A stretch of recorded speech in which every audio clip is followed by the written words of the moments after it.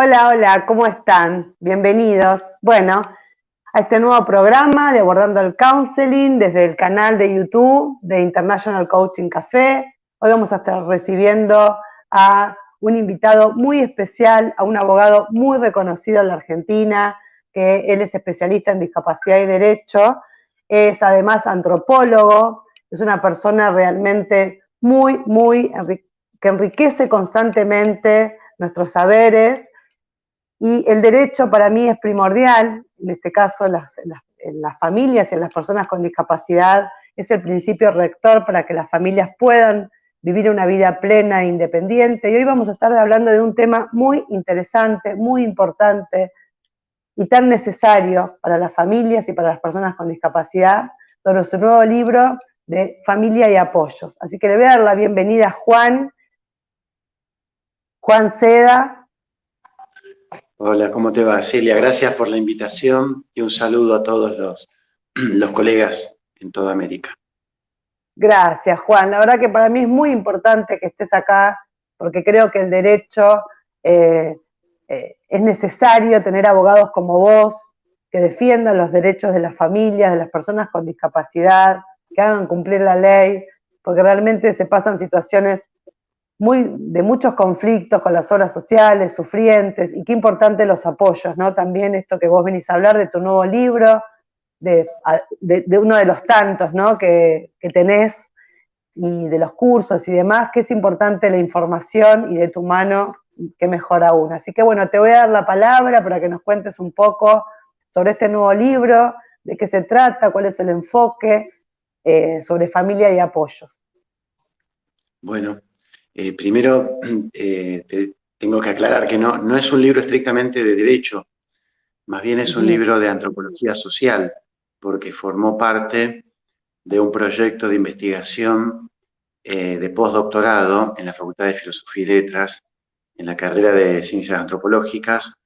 Yo presenté una investigación, una línea de investigación para analizar cómo funcionaban distintas estructuras de apoyo justamente a las personas con discapacidad y cómo en esas estructuras o esas instituciones de apoyo a personas con discapacidad también había una especie de participación muy fuerte, pero a su vez de apoyo a las familias. O sea, un poco lo que estoy haciendo es una continuidad de una investigación anterior que había hecho hace unos años en la colonia Montes de Oca, donde estudié la forma de internación de personas con discapacidad intelectual en una gran institución. Gran institución me refiero a una institución muy masiva. Algunos la llamarían manicomial. Yo no estoy tan seguro que sea estrictamente manicomial, pero entiendo por qué lo dicen algunos colegas, pero sí es una institución muy grande. En ese momento había casi mil pacientes o mil concurrentes o 1000 residentes, mejor dicho, en esa colonia Montes de Oca. Y el paso que hice en esta otra investigación fue estudiar otro tipo de institución mucho más pequeña, a una escala mucho más pequeña, pero aún así sigue siendo una institución. O sea, cómo los padres o las madres o los hermanos delegan en instituciones, o sea, en cuidadores profesionales, las tareas. Yo sé que tiene todo un debate la idea, cada palabra sé que tiene todo un debate así que las voy diciendo con sumo respeto por los distintos marcos teóricos. El tema de cuidador o cuidadora sé que acarrea también debates porque una de las diferencias entre aquella mega institución y el pequeño lugar es la búsqueda específica de la autonomía. Sin embargo, después vamos a ver si querés después que te cuente que hay efectos paradojales en esa búsqueda de autonomía de cada individuo. Por eso soy cuidadoso con el término cuidador, porque no es que todas las personas adultas con discapacidad intelectual requieran de un cuidador. A veces hay gente que no necesita. Exacto, exactamente. Sí, sí, sí, sí, sí. Sí, aparte además la autonomía empieza desde el momento de nacimiento, ¿no? Digo, dar autonomía porque a veces las familias se convierten en sobreprotectoras, ¿no? Que no es un tema menor, digo, yo como mamá también, además de profesional, como mamá, a veces la sociedad te impone ser también más sobreprotectora de lo debido, ¿no? Porque se te cierran muchas puertas en la sociedad y es muy difícil desligar sobre todo lo que tiene que ver con discapacidad intelectual, ¿no? La confianza en otros, porque los padres a veces, muchas veces, tenemos esa omnipresencia y esa omnipotencia de que como nosotros nadie, y entonces no dejamos vivir la experiencia y no queremos que nuestros hijos sufran, pero sabemos que el sufrimiento es necesario para poder crecer a través de la experiencia, ¿no? Digo. Mira, es un campo, ya lo hemos charlado nosotros en otras entrevistas o en alguna clase. Yo me acerco bastante a tu perspectiva profesional y también tu experiencia personal. Eh, Coincido bastante con el enfoque que haces. Quizá lo único que aclararía es que hay situaciones donde la dependencia es una condición inevitable y que tiene que ver con las condiciones de las Sí, personas con discapacidad. Yo he estado en tal cual. instituciones donde hay gente que no puede moverse, no puede ir al baño sola, pero no puede levantarse para caminar los 5 pasos y necesita un apoyo intensivo, no puede comer sola, le tienen que pisar la papilla para que no se aspire, porque una persona puede morir si aspira en la comida. O sea, hay muchas situaciones donde se requiere de cuidados personales y esos cuidados personales son agotadores para las familias. Y las familias Exacto. necesitan algún tipo de apoyo, por eso cuando yo un poco el título de familia y apoyo, porque lo que estoy diciendo, que son apoyos para las personas con discapacidad, pero también son apoyos para las familias. Y está muy bien que así sea. A la familia no creo que haya que endulzarla o generarle una idea como de cuidado ilimitado, infinito, durante toda la vida, sin necesidad de acudir a nadie. Creo que se han generado las condiciones en una especie voy a usar una palabra también que puede ser mal interpretada, pero bueno, si quieren después la aclaro, una especie de industria de la discapacidad. Hay una industria de los apoyos, hay gente que se especializa, hay carreras, hay conocimiento que se va generando, hay tecnología, hay una serie de consumos disponibles, de servicios, que yo creo que eso es bien interesante que confluyan con el cuidado que en principio está alojado o está eh, fijo, está asignado a la familia, que la familia pueda delegar en parte eso, y yo creo que es un proceso que en Argentina comenzó hace unos 25 años más o menos con la ley 24.901, y bueno, pero todavía falta para que se dé ese, porque hay mucha gente que todavía no está tan convencida de los hogares o los centros de día o los centros educativos terapéuticos. Entonces lo que está empezando a aparecer son alternativas, distintos tipos de instituciones, quizá un poco más tomando en cuenta la diversificación que puede darse, diversificación en muchos sentidos, y eso es lo que yo fui a estudiar y a analizar en una vivienda convivencial. Le pongo el nombre vivienda convivencial porque es el nombre que le pusieron los organizadores y creo que está muy bien. Es un poco parecido a la estructura de la residencia que trae la ley 24.901, pero es distinto también en el sentido de que no está cubierto, esto no es pago por la obra social, sino que lo pagan los propios padres. Lo cual trae otro debate porque todos estos apoyos y estas delegación de cuidados irroga costos, significa costos. Bueno, ¿quién va a pagar esos costos? Yo creo que hay distintas alternativas, pero no me quedaría con la respuesta tan sencilla, como si fuera algo tan fácil decir, bueno, listo, que lo pague el Estado. Porque si lo paga el Estado, que uno podría decir, o sea, uno podría ser adherente a la teoría de que el Estado tiene que hacer todo, que es muy común en la Argentina, no en otros lugares del mundo. Pero aún adhiriendo a teoría, el Estado tiene que hacer todo, eso trae problema, porque si el Estado lo hace a la manera en que lo hace el Estado. Y entonces ahí es donde uno se encuentra con que las familias muchas veces no quieren esa clase de servicio, quieren un servicio un poco más sofisticado, más como, yo trabajé mucho en el área legal de educación privada y hay una palabra que siempre me quedó, que los padres cuando explicaban por qué enviaban a sus hijos a la escuela privada, decían porque está más cuidado. Entonces, la colonia Montes de Oca es el Estado. No quiero decir con esto que el Estado no pueda tener otras alternativas, pero si lo va a pagar el Estado, lo va a organizar el Estado.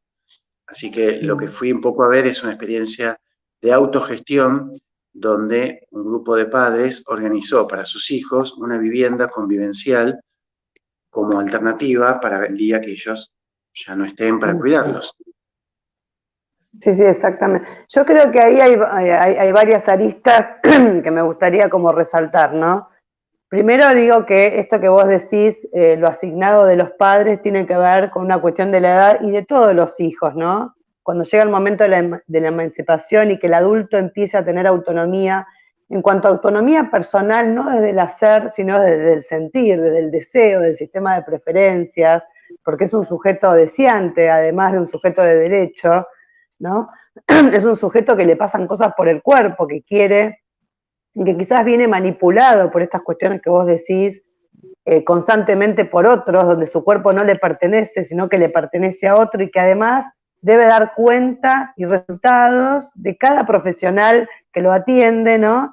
Decir, bueno, un profesional de él quiere esto, el otro quiere lo otro, digo, y esa persona se la pasa queriendo contemplar las necesidades ajenas, porque nunca llega a la aceptación de quién es, ¿no? Digo, si es Down, que sea el mejor Down, si tiene una parte, si tratamos de este modelo médico rehabilitador, llevarlo a que tiene que ser lo más normal posible para poder estar incluido en la sociedad, cosa que nos cuesta bastante también a los padres entender que tu hijo es así y tiene sus limitaciones y que tiene que tener un apoyo, digamos, como un asistente personal en cuanto a los cuidados de higiene, de movilidad, no implica la falta de autonomía en el sentido del proyecto propio de vida de esa persona, que incluso lo trae la convención, ¿no? El sistema de preferencias de esa persona, de decir qué es lo que quiere. Y tampoco es menor cuando, digamos, a medida que los hijos crecen, los padres crecemos, digo, y sabemos que la discapacidad en sí misma, donde una discapacidad severa resulta que también te vulnera en la situación de poder tener un laburo, de poder tener un estudio y después poder bancarte por vos mismo, aunque tengas esos apoyos que vos necesitas, ¿cómo hace una persona que se queda sola sin su familia? Porque, bueno, la vida es finita, como para después bancar ese lugar, ese hogar, si el Estado no está presente. Digo, ¿qué dicotomía se presenta acá tan fuerte, ¿no? Y que este es un país, no como quizás en Estados Unidos, que los padres ya de chicos ya empiezan a ahorrar para la facultad de sus hijos, para la escuela. Digo, tenemos una cultura tan distinta, un poco desde la ignorancia, lo digo, no es que lo sepa tanto, digo, pero no es tan fácil hoy en la Argentina dejar a los hijos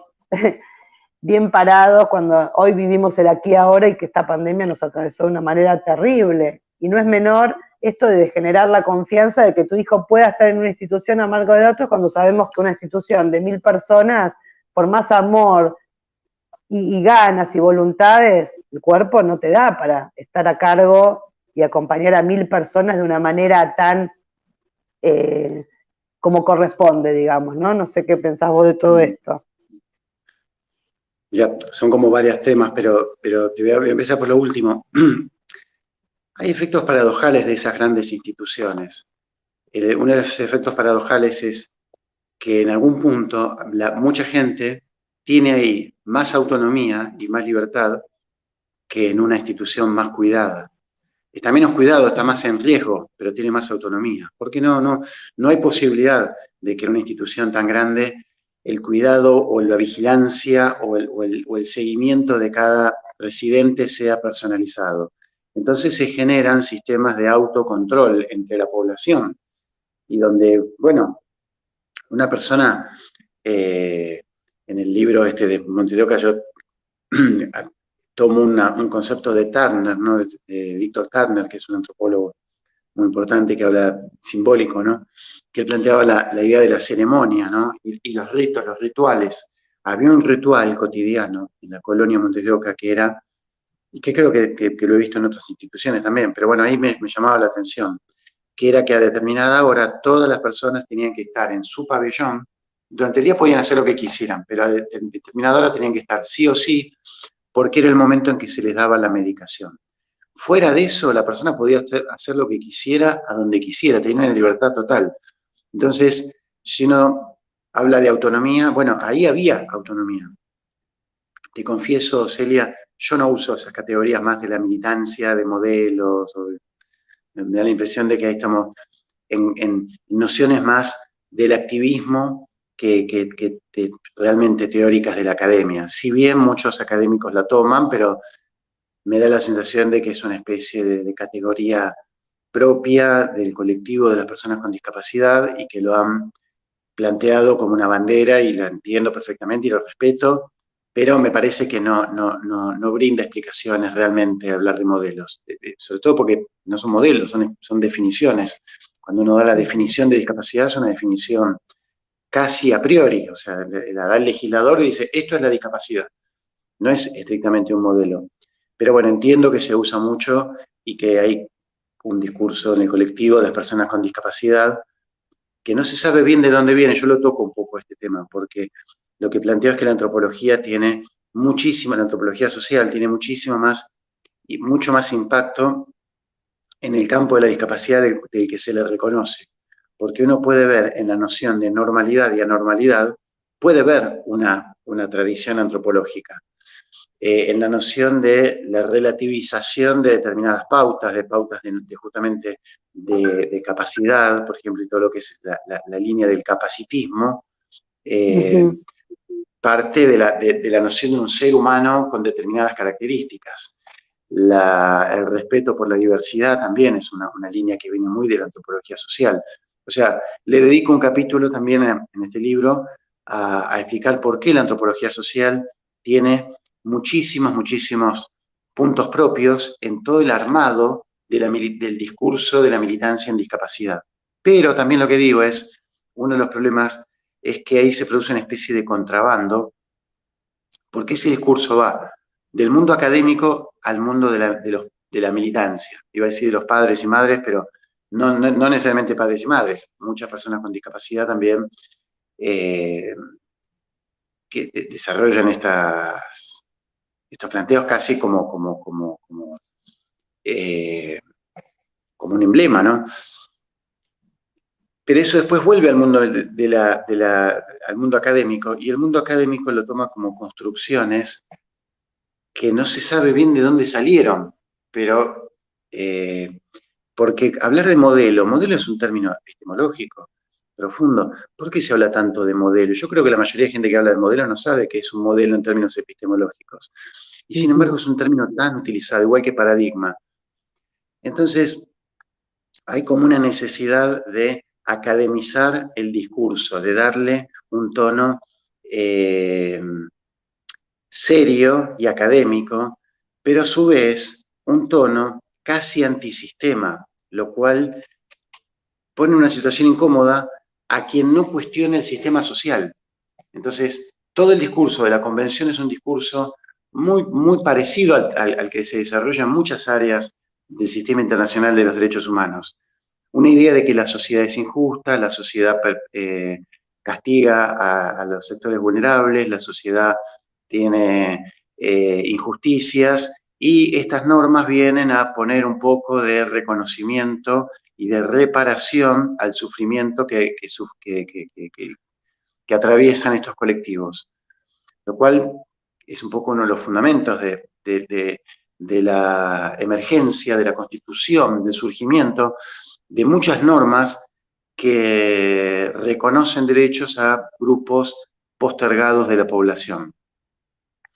Eh, pero bueno, eso después hay que llevarlo a la práctica y ahí se produce un poco una cierta paradoja, porque una paradoja de la identidad, porque si uno acepta esta postura de decir, bueno, hay un grupo, en este caso las personas con discapacidad, de la población, que han sufrido o sufren determinadas condiciones de vulnerabilidad y de segregación y de discriminación, bueno, ese grupo tiene que recibir, a modo de las posturas neocontractualistas de la década del 50, en Estados Unidos se trabajó mucho, hay un autor muy importante que se llama John Rawls, que es uno de los que ha planteado esto, sin contar que también esto tiene toda una tradición en el pensamiento aristotélico con la justicia distributiva, o sea, cada cual según su necesidad.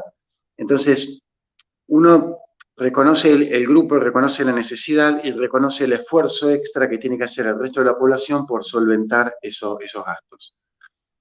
Ahora, después viene otra tendencia que dice, bueno, no hablemos más de discapacidad, porque la discapacidad, cuando uno dice que una persona tiene una discapacidad, lo está segregando, lo está etiquetando, entonces no hablemos. Y ahí es donde se produce la paradoja.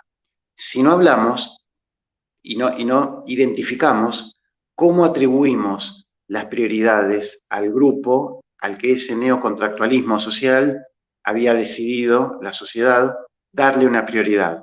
Entonces, o se quiere la identificación o se resigna la reparación. ¿Se entiende? Sí, yo creo ahí, si me permitís, lo que entiendo es, creo que en ese sentido lo que yo coincido en muchas cosas las que vos decís y además lo que agregaría es que en términos de discapacidad, no es que se quiera negar la discapacidad, sino que no quiere ponerse al 100% a una persona diciéndole, por ejemplo, discapacitada, ¿no? Porque, bueno, John Rowland, no sé si yo lo pronuncié mal y si hablabas de la misma persona, que es uno de mis libros que yo uso muchísimo para esto. Él habla de la externalizar la discapacidad o la enfermedad del vínculo, y que además uno no es la discapacidad, uno tiene una parte, como todos tenemos de debilidades y tenemos fortalezas. Creo que anteponer la persona modifica, ¿no? En este sentido, que esa persona, por más que le falte un brazo, que sabemos que no le va a crecer, tiene otras potencialidades, y poner el enfoque, como es en el caso de la consultoría, nosotros ponemos el enfoque en lo que puede, no en lo que no puede. Y esto tiene que ver con lo no rehabilitador, ¿no? Yo no sé si modelos, no modelos, digo que hay un cambio estructural en pensamiento, en pensar que uno no es un inútil o porque tiene una discapacidad o no sirve a la sociedad porque no tiene un brazo o no escucha o no ve o tiene una discapacidad intelectual y le cuesta más aprender que a otros, ¿no? Y esto tiene que ver con el concepto de capacitismo que hoy, y la meritocracia, que tanto hace furor, ¿no? Y de repente gente que tiene una capacidad intelectual maravillosa no puede resolver situaciones de la vida tan simples, por ejemplo, en relación con otros, y te puede resolver un millón de otras cosas más tecnológicas, pero no una relación, por ejemplo, en una relación de pareja, un conflicto. Entonces, digo, por eso hoy aparece lo que tiene que ver con las inteligencias múltiples y se dejó de lado un poco esto del coeficiente intelectual y empezar a generar enseñanzas en cuestión de valores, ¿no? Y de respetar que el otro es así como es y tener derecho a ser quien es sin ser juzgado por el otro, ¿no? Y que es necesario. Yo no estoy de acuerdo, por ejemplo, en que se hable con diversidad funcional, porque todos, o sea, yo creo que esto, como decís vos, yo estoy haciendo el curso con vos, el intensivo, que es maravilloso, no sé si la gente tiene tiempo de anotarse, pero anótense porque es maravilloso, vamos a pasar los flyers.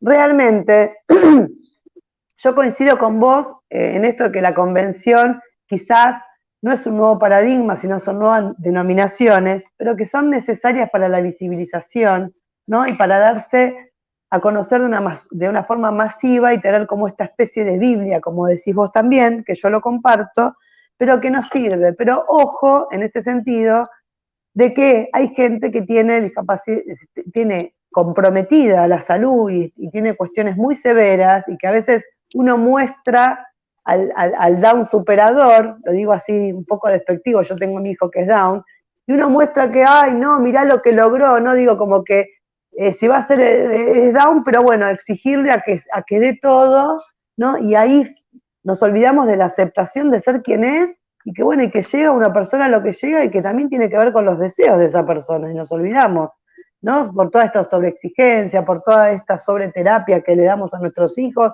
¿para qué? ¿Para quién?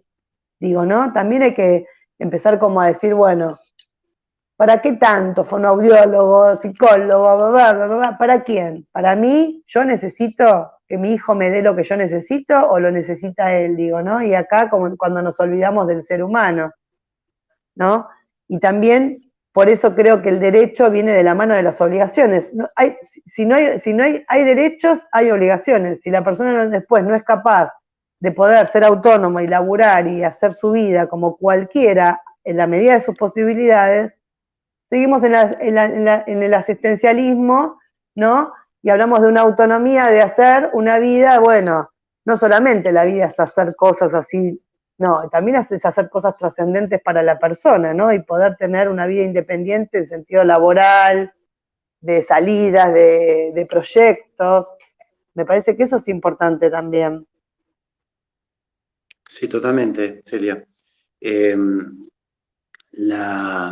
no, el autor que yo nombraba era otro, es un filósofo del Ah, derecho que no. se llama John Rawls, se escribe Ah, Rawls, y es uno de claro, los que plantea justamente retoma, es un neocontractualista, retoma planteos de los contractualistas iniciales, pero les da una vuelta de tuerca y recupera también el debate aristotélico entre justicia distributiva y justicia retributiva. La justicia retributiva sería la que no sé si un poco hablas cuando hablas de meritocracia en Argentina, para los que no están en Argentina, se llevó este debate más al plano político y es un tema que no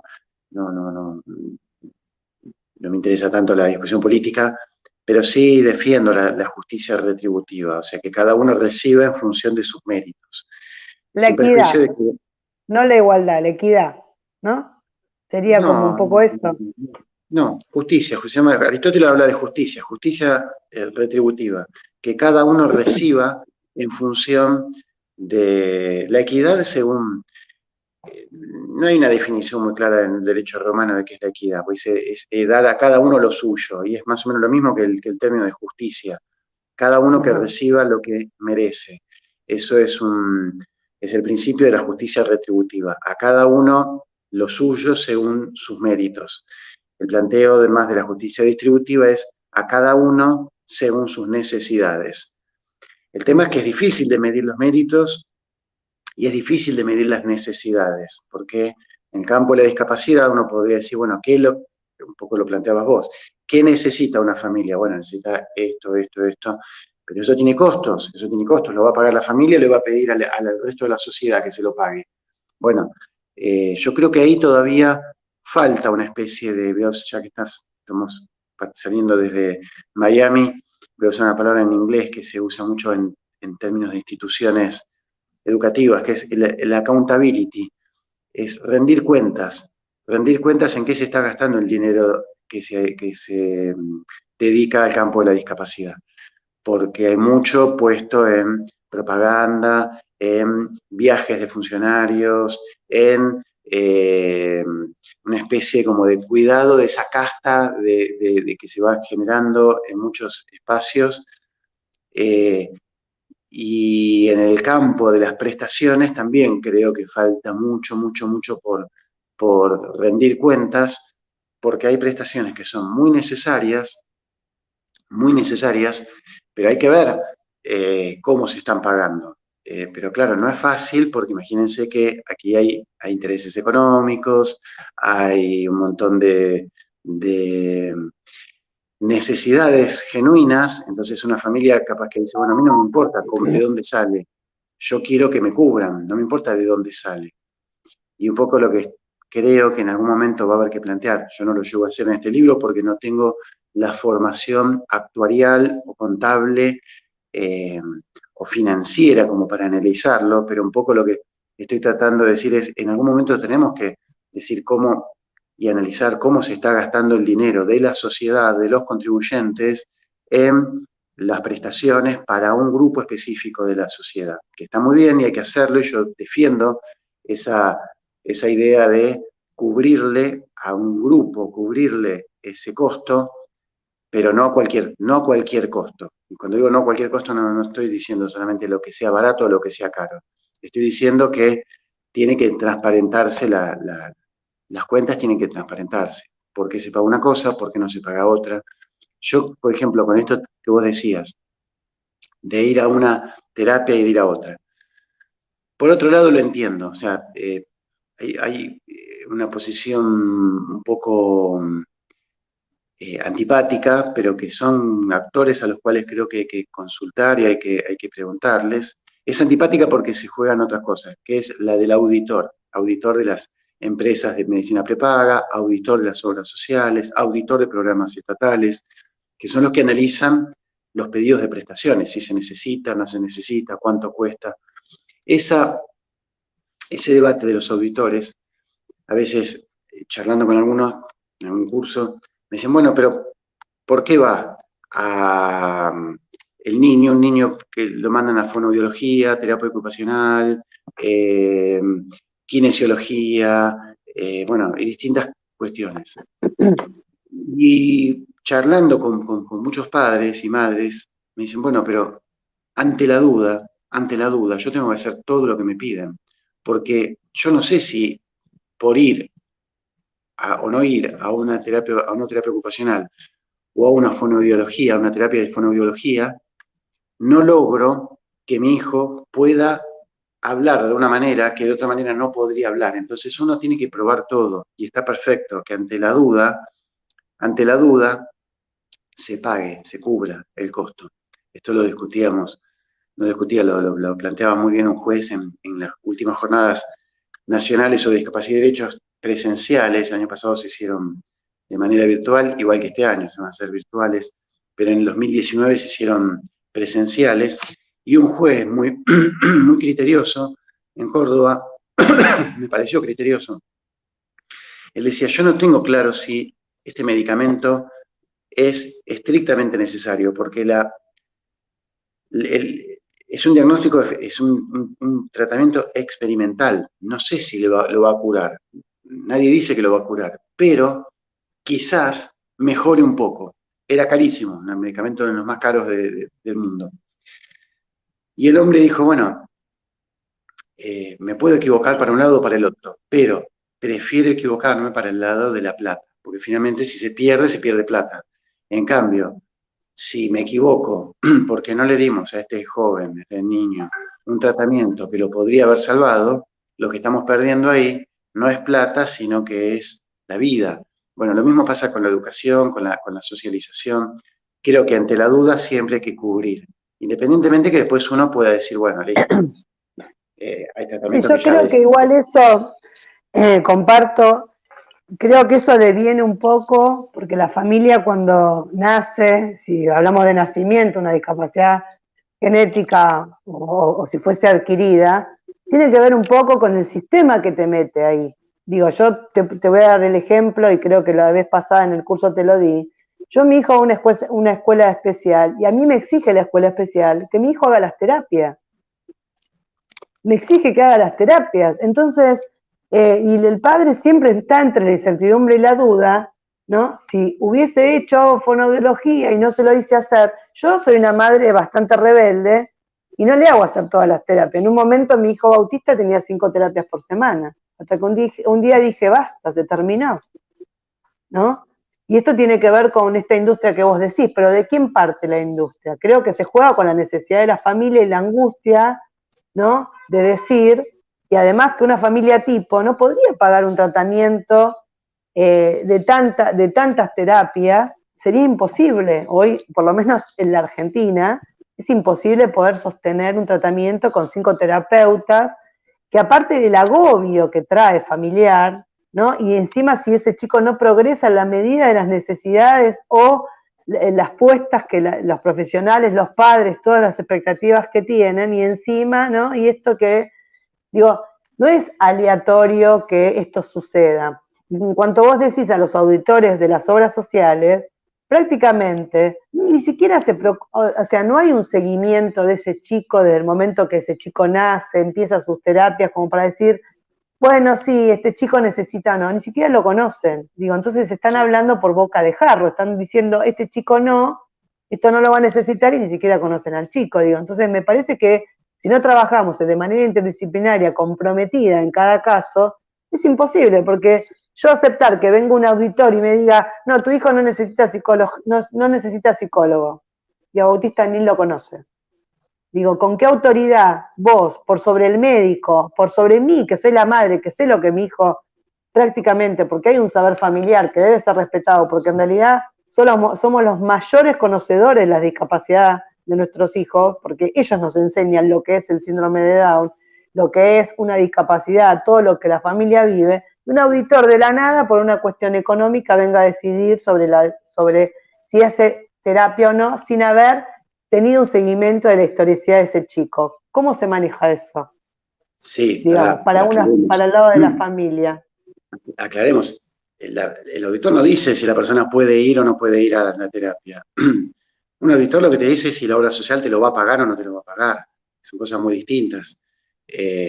Y es su trabajo y cuida el dinero de la obra social y está muy bien que sea así. Las obras sociales no son un barril sin fondo. Son empresas aseguradoras que en el caso en la Argentina tienen una peculiaridad y es que han sido puestas a cargo de las uniones, no de los sindicatos, algo que no conozco que pase en otros lugares del mundo. Pero bueno, como sea, los auditores hacen su trabajo y es lógico que no conozcan a todo el mundo. Yo ayer me fui a vacunar por el COVID, me fui a vacunar porque por la edad ya me toca, y el señor Ay, que me Juan, que vacunó, tenemos la misma edad, por favor, que ya te tocó. Yo no me quiero vacunar, igual me tengo que ir a vacunar. El señor que me vacunó tampoco me conoce. Pero, o sea, estamos en los sistemas, en las grandes urbes, en las concentraciones urbanas, la gente no se conoce, no tiene un trato diario. Yo salgo a la calle y capaz que conozco un vecino, pero no es un pueblo donde uno conoce a todo el mundo, y el sistema médico ya no funciona con un médico de familia que conoce a la persona. O sea, estamos frente a un sistema masivo, industrializado, y también quisiera aclarar eso. Cuando yo hablo de industria de la discapacidad, no le otorgo ninguna connotación negativa. Las industrias son industrias, o sea, una industria es algo que sea ilícita o una industria que sea abusiva. Las industrias, o sea, el trabajo industrial del ser humano es algo favorable. ¿Cómo va a ser algo negativo una industria que tenga por objeto promover el desarrollo de la persona con discapacidad? Yo sé que no te gusta la palabra rehabilitación porque la asociás con no sé qué modelo, pero muchas personas necesitan rehabilitación para caminar, para hablar, para desarrollarse, para un montón de actividades. Necesitan tratamiento, necesitan rehabilitación, necesitan prestaciones. Entonces, todo eso se desarrolla de manera industrial, no es artesanal, es industrial. No, tiene que haber toda una logística que rodea a la familia, obviamente eso. Y no es que no esté de acuerdo con el término rehabilitación, lo que sí no estoy de acuerdo con una mirada totalmente anquilosante de que esa persona es su discapacidad, ¿no? Y que también genera un poder en la persona con discapacidad cuando crece, mirarlos desde ese lugar, ¿no? Desde el pobrecito, ¿no? Y ahí es cuando la familia se empieza a recortar, digo, me parece que tiene que ver con una cuestión vincular. Entender que yo no soy mi discapacidad, que también tengo obligaciones para con mi familia, digo, ¿no? Por supuesto que, como en todo, hablando de lo general, están las particularidades y hay discapacidades muy severas donde está comprometida la salud y esa es harina de otro costal donde uno no puede generalizar y elevar una bandera de la inclusión, con tanta liviandad porque deja mucha gente afuera, ¿no? Es decir, me parece que tenemos que ser cuidadosos cuando hablamos de terminologías que son tan englobadas en un sistema, decir, vamos por la inclusión, pero cuando incluimos, ¿cuánta gente dejamos afuera también? ¿No? Cuando hablamos de un chico que tiene una traqueotomía, que tiene un botón gástrico, que no puede ir, que tiene que comer, si no va la enfermera, cambiar enfermeras constantemente porque el personal se te va, digo, ir a una escuela común, digo, también hay que preguntarse el para qué, ¿no? De lo que uno elige. Lo importante es tener las opciones. Creo que yo no estoy en contra de que haya escuelas especiales ni comunes y que haya inclusión verdadera, pero creo que eso nos da la posibilidad de elegir, ¿no? Si esto es lo mejor para mi hijo o no. Si en cambio no hay más que una opción, bueno, no me dan posibilidad de cubrir un deseo, un supuesto imaginario que quizás después me diga el destino, no, mira, no era por acá, anda por allá. Digo, y creo que en eso tenemos que trabajar, en ser flexibles y aceptar nuestro destino, ¿no? Y esa vida que pensábamos en algún momento, bueno, hoy es la vida que tenemos y ver cómo la llevamos adelante como familia y como profesionales, ayudar de una manera coherente, comprometida y empática, ¿no? Para que estas familias, bueno, y en términos de derecho puedan saber que tienen una ley, pero yo no siento que haya como una cierta, digamos, demasía en cuanto a los tratamientos. Hay una ley que el Estado nos avala, que nos es necesaria porque realmente sería imposible para una persona, una familia, sostener todas las terapias, todas las cosas que el deber ser, para esa finitud que el día de mañana nos va a tocar y que precisamente vamos a querer que no termine institucionalizado, ¿no? Y que pueda tener una vida plena, vivir solo y de su trabajo, cosa que sabemos que dista bastante de la realidad, ¿no? Así que bueno, yo te quiero agradecer muchísimo, quiero que termines vos el conversatorio, la verdad que para mí sos una persona maravillosa, me encanta porque también un poco, a mí por lo menos me haces, como me sacudís y me haces replantear cosas, ¿no? Y me parece que es importante emanciparse en el conocimiento y no quedarse siempre con lo dado, me parece maravilloso, yo recomiendo que lo sigan a Juan porque es maravilloso, es revolucionario y reevolucionario, digo yo, ¿no? Porque revoluciona y evoluciona y también hace pensar mucho y la verdad que a mí me encanta, me gusta que me cacheteen, va, en ese sentido del conocimiento, ¿no? Porque si no es como que uno va como un caballito así de batalla y no, o sea, uno tiene que cuestionarse, está buenísimo cuestionarse y dejar pensando a la gente, aunque no les gusta o a mucha gente capaz no le gusta lo que uno dice, pero está bueno, a ver qué te pasa con eso y, viste, busquemos más. Así que yo te quiero agradecer y te dejo la última palabra, así nos despedimos, pero bueno, gracias Juan, mil gracias, yo la verdad, solamente un honor agradecerte, para mí. Celia. Admiro mucho el trabajo que hacen, admiro mucho el counseling como disciplina. Siempre intento conocer más. Tengo una prima hermana que estudió counseling, me interesa mucho, creo que tiene mucho todavía para aportar en este campo de la discapacidad y yo tengo mucho que aprender todavía en todo, pero bueno, en counseling especialmente, así que aprovecho cada oportunidad para escucharte. Gracias nuevamente y coincido contigo en esa idea que no la estoy inventando yo, la idea del bofetazo literal, bofetazo no literal, sino metafórico, es la noción del pensamiento zen de la perplejidad. Para que haya conocimiento tiene que haber perplejidad, y a veces la perplejidad implica tener que replantearse todo y generar esa especie como de euresis, un proceso de euresis. Cuando dijo eureka, lo encontré. Arquímedes, bueno, a veces eso es reacomodar las ideas.